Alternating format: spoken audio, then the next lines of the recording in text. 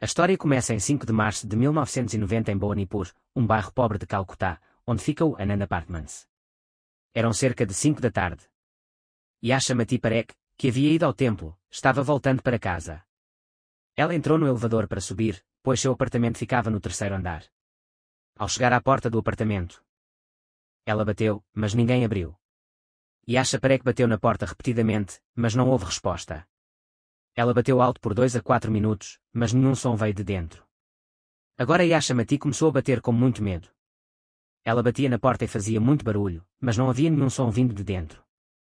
Com a comoção, as pessoas começaram a se reunir do lado de fora. Agora, você sabe quem estava dentro de casa. Dentro de casa estava a filha de 18 anos de Yasha Mati, Etal Parekh. Aos poucos, as pessoas começaram a se reunir ali. A porta não abria, então as pessoas decidiram arrombá-la, e conseguiram. Depois disso, Yasha entrou na casa com os vizinhos. Assim que Yasha cruzou a soleira da porta, ela encontrou as roupas que sua filha usara naquele dia jogadas no chão. Nesse momento, seu coração disparou. Ela correu para o quarto da filha, mas assim que abriu a porta, viu sua filha caída no chão. Sangue salpicava as paredes do quarto. Só se via sangue vermelho por toda parte. Ao ver isso, a mãe gritou. Ela entendeu. Ela não conseguia compreender o que havia acontecido com sua filha. E dali começou o mistério que fez todos que tentaram desvendá-lo duvidarem de suas próprias conclusões. Esta história começa com uma família de 4 pessoas, Nagar Raja Parekh, Yasha Mati Parekh, Etal Parekh e Bhavesh Parekh. Nagar e Bhavesh eram donos de uma joalheria que ia bem. Yasha Mati Parekh era dona de casa, e sua filha Etal Parekh estudava na 10ª série na escola Valley Goldsmith. Como eu disse, ela estava na 10ª série e suas provas seriam em março. Era 1º de março. De manhã cedo, sua filha foi para a escola, arrumou sua mochila e desceu com seus pertences. Porque eles moravam no terceiro andar. Ela saía de casa por volta das 7 horas da manhã e voltava para casa à 1 hora da tarde. Ao chegar em casa, ela disse à mãe que o segurança do condomínio a olhava de forma muito indecente e que ele também a assediava com frequência. Quando sua mãe ouviu isso, ela ignorou e disse à filha para se concentrar nos estudos e ignorar tudo aquilo. No dia seguinte, Etal não foi à escola, mas no dia 3 de março, ela foi. Ao voltar para casa, ela contou à mãe que o segurança a convidara para ir ao cinema de uma maneira muito indecente.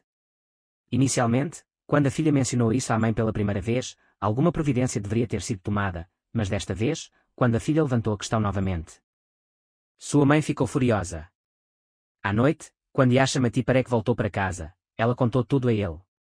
Mais tarde, Yasha Mati Parekh apresentou uma queixa ao condomínio, e o condomínio encaminhou a queixa para a empresa de segurança. O condomínio o demitiu inicialmente, mas depois ele voltou a trabalhar por meio de outra empresa. Vamos saber mais sobre este segurança. O nome do segurança é Dhananjay Chatterjee, ele tem 25 anos e já é casado. Ele não interage muito com as pessoas do condomínio. Agora, em 4 de março, a empresa de segurança diz a Dhananjay que ele trabalhará em outro condomínio. Agora você não vai mais ao Anand Apartments, porque houve uma queixa contra você. Chega o dia 5 de março.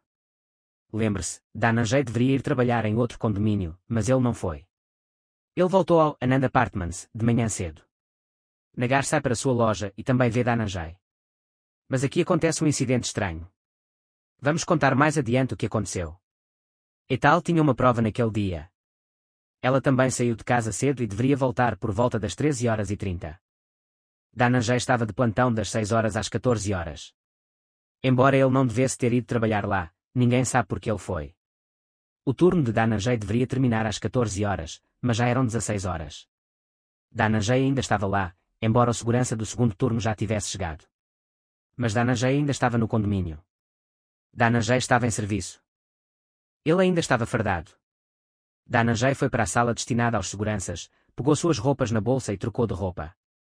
Agora ele vestia uma calça cinza e uma camisa creme, e ficou no condomínio até às 17 horas. Agora eram 17h20. Yasha Mati Parekh, como de costume, foi ao templo. Às 17h25, Dhananjay sobe para o terceiro andar. A voz de outro segurança é ouvida atrás dele, perguntando para onde ele está indo. Dhananjay diz que precisa subir e fazer uma ligação, e precisa falar com as pessoas de sua agência. Preciso dizer a eles que em breve estarei trabalhando em um novo local e que há alguns problemas. Preciso discutir isso. Naquela época, nem todos tinham telefones celulares, e pouquíssimas casas tinham telefones fixos. Portanto, para fazer uma ligação, Danajay teve que subir ao terceiro andar. Danajay sobe para o terceiro andar, mas então, em 2 a 4 minutos, um homem desce para o térreo e pergunta ao segurança noturno se o novo segurança havia chegado naquela manhã. Então o outro segurança da entrada principal diz: não, não. Apenas Danajay assumiu o turno hoje. Na verdade, este homem veio da agência de segurança para verificar se o novo segurança havia chegado ou não. E onde Danajay estava trabalhando. Mas quando ele soube que Danajay havia ido trabalhar lá naquele dia, apesar de ter sido dispensado, ele ficou surpreso. Mais tarde, ele diz que Danajay provavelmente foi para casa. Mas o segurança noturno diz: não, ele estava aqui. Ele subiu ao terceiro andar para resolver alguns assuntos. Então o gerente fica ainda mais surpreso. Ele diz: ligue para ele agora. O segurança noturno chama em voz alta, chamando Danajay pelo nome. Danajay, deixa. Danajay ouve a voz e diz: sim, estou indo. Cerca de 5 minutos depois, Danajay desce. Ou seja, ele subiu às 17h25 e voltou às 17h45. Ele esperou lá em cima por 20 minutos. Quando ele desce, o gerente da agência pergunta: por que você está aqui? Você veio. Assim, conversando dessa maneira. Os dois começam a sair do condomínio. Danajay diz que só começará a trabalhar no novo local em alguns dias. Depois disso, Danajay pega sua bagagem e vai embora. Agora eram 17h50. No início do vídeo, dissemos que Yasha Mati Parek volta do templo, bate na porta e depois vê o corpo de sua filha, Etal Parek, sem vida. Quando as pessoas souberam da tragédia, todos começaram a ir para a casa dos Parek. O pai, Nagar, e Baves também foram chamados para casa. Aos poucos, todos foram chegando. Só faltava a polícia chegar. Por volta das 21 horas, a polícia também chegou e começou seu trabalho. Mas, a essa altura, muitas pessoas já haviam chegado ao local. A polícia enviou o corpo para a perícia e coletou as evidências encontradas no local. Como evidências, eles encontraram um botão de camisa de cor creme, junto com 2 ou 3 outros itens comuns. No dia seguinte, 6 de março, a história continua. Aqui. O pai e a mãe perguntam: vocês suspeitam de alguém? A mãe responde que é um segurança no condomínio chamado Danajay. Eu suspeito dele porque ele assediava minha filha e até a convidou para ir ao cinema. Fiz uma queixa contra ele ao condomínio, e ele foi transferido para outro local. Talvez ele tenha cometido esse ato hediondo para descontar sua raiva. Mais tarde, a senhora Mati também é chamada e conta a mesma história. Apenas alguns detalhes são adicionados. A história era que Danajay assediava sua filha. Yasha Mati diz que também roubaram um relógio de sua casa, possivelmente no dia anterior, e junto com isso, ela menciona que o ascensorista viu Danajay Chatterjee subindo para o apartamento deles. Então a polícia chama o ascensorista. O ascensorista diz que por volta das 17h45 ele viu Danajay Chatterjee descendo. Mas quando ele subiu, eu talvez estivesse no banheiro naquela hora. Não o vi subindo. Mas, ele diz, a mãe disse que o ascensorista o viu indo para o apartamento deles. Bem, agora o segurança noturno é interrogado, e ele diz que das 17h25 às 17h45. Danajay subiu, e meu gerente também veio naquela hora. Então a polícia chama esse gerente. Agora o gerente explica que Danajay havia sido transferido, mas veio trabalhar naquele turno. Quando eu soube, liguei para Danajay e, quando ele atendeu, disse: já estou indo. Então ele desceu e eu perguntei por que ele veio trabalhar naquele turno. Ele explicou que precisava ir para a sua cidade natal naquela noite. Então, eu vim trabalhar aqui por um dia. Depois disso, o gerente explica que Danajay pegou a sua bolsa e foi ao cinema. Depois de assistir ao filme, ele tinha uma passagem de trem para a noite. Então ele foi para a sua cidade natal de lá. Agora a polícia pergunta por que ele foi repentinamente para a sua cidade natal, e o gerente lhes diz que é um ritual ou tradição em sua família. Como um bebê havia nascido lá, e ele ia realizar esse ritual. Não está claro quantos dias ele ficou lá. Então chega o laudo da perícia.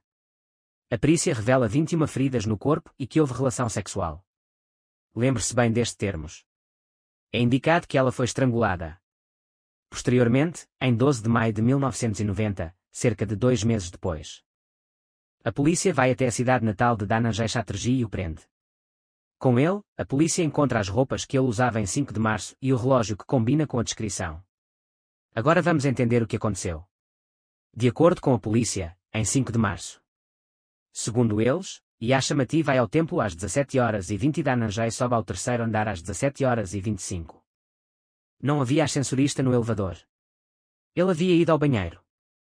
Quando Dhananjay sobe depois disso, a porta do quarto de Atal possivelmente estava aberta, porque se a porta não estivesse aberta, porque ele teria dito para abrir a porta.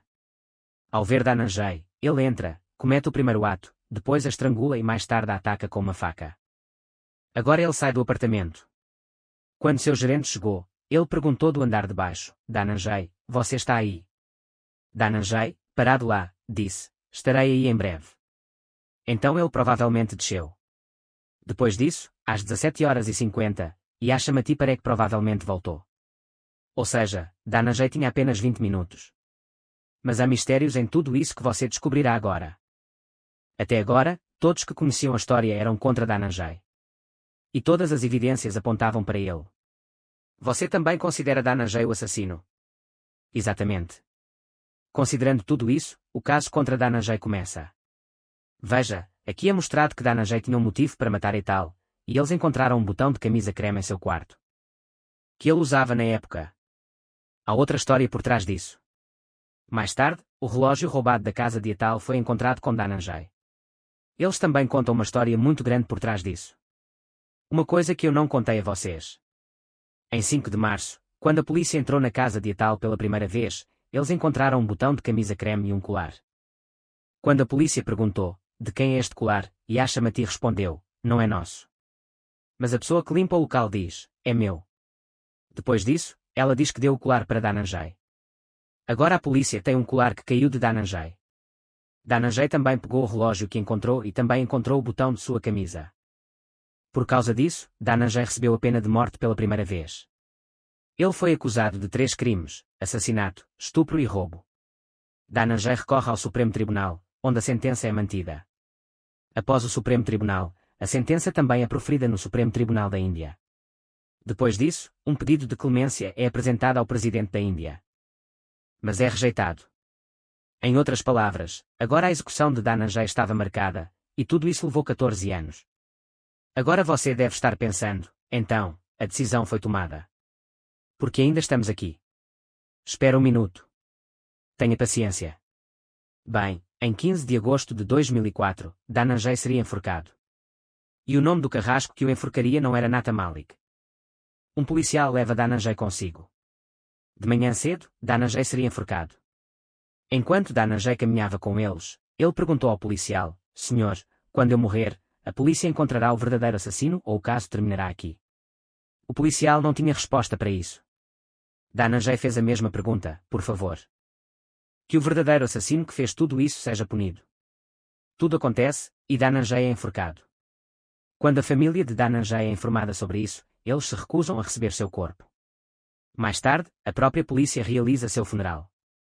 Nata Malik mencionou que, quando condenou Dhananjay à morte, ele apareceu em seus sonhos por muitas noites. Ajoelhado a seus pés e dizendo, não me mate. Eu não fiz nada. O impacto de todo o caso também afetou sua vida, e essa foi sua última execução. Depois disso, ele começa a vender artigos religiosos perto de um templo. Agora tudo aconteceu. Dhananjay não está mais neste mundo, mas a verdadeira reviravolta na história acontece agora. Preste atenção em tudo. Às 17h20, Yashamati vai ao templo. Isso está certo. Às 17h25, Dhananjay sobe. O ascensorista não estava lá antes, e ele mencionou isso no tribunal. O ascensorista disse que viu Dhananjay subindo. Vamos supor que ele tenha visto. Depois disso, Dhananjay vai para o apartamento. Ei, a porta de Atal geralmente ficava fechada. Então por que estava aberta naquele dia? Se não estivesse aberta, como Dhananjay entrou? Certamente Atal abriu a porta. Mas quando Atal soube que Dhananjay estava lá fora, porque ele era visível através da porta, porque ela abriu, embora ele a estivesse assediando. E ela estava sozinha naquela hora. Porque ela abriu a porta. Vamos supor que a porta já estivesse aberta ou que a tivessem deixado aberta. E então Dhananjay entrou. Ok. Lá. Dhananjay fez tudo o que eu disse depois disso. Como Dhananjay saiu? Porque, quando ele saiu, quem fechou a porta? Por dentro. Quando Yashamati voltou do templo, ela trancou a porta, porque estava trancada por dentro. Então, como isso aconteceu? Esta é uma grande questão. Há muitas outras perguntas pela frente. Lembre-se também que Dhananjay roubou e pegou o relógio em 20 minutos, sem mexer em outros itens da casa. De qualquer forma, quando Yashamati voltou às 17h50, segundo ela, Etal não abriu a porta.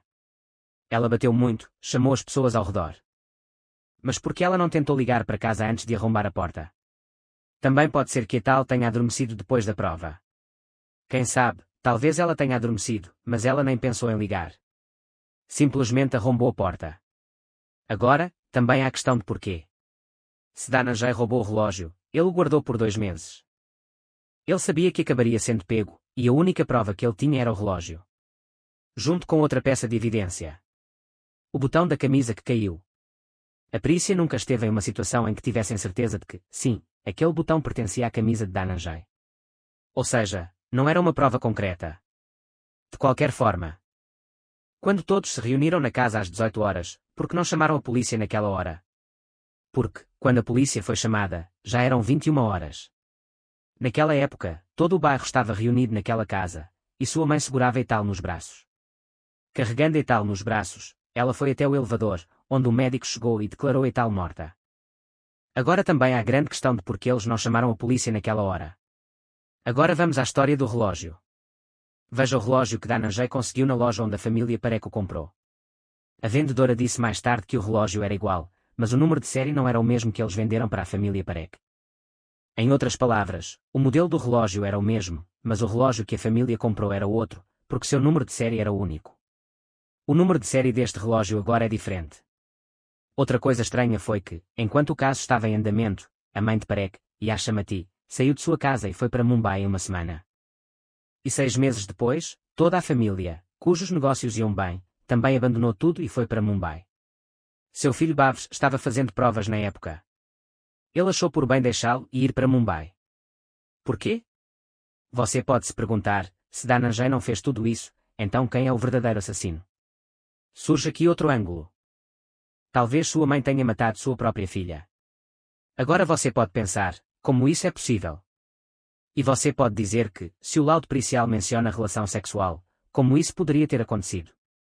Então, eu vou te dizer uma coisa. O laudo pericial não menciona em nenhum lugar. A maioria das coisas que são vistas podem indicar que a relação sexual pode ter sido consensual. E o sêmen encontrado em seu corpo, sem um teste de DNA realizado. Bem, tudo isso é teórico, mas agora, na sua opinião, quem você acha que é o culpado nesta história? No final das contas, quem tirou a vida dessa pobre menina com sonhos tão grandes? Talvez ela não soubesse o que queria fazer da vida. Talvez Dhananjay a tenha matado. Mas também é possível que um homem inocente tenha dormido o sono eterno hoje. Qual é a sua opinião sobre o impacto da sociedade nisso? Deixe-me saber nos comentários.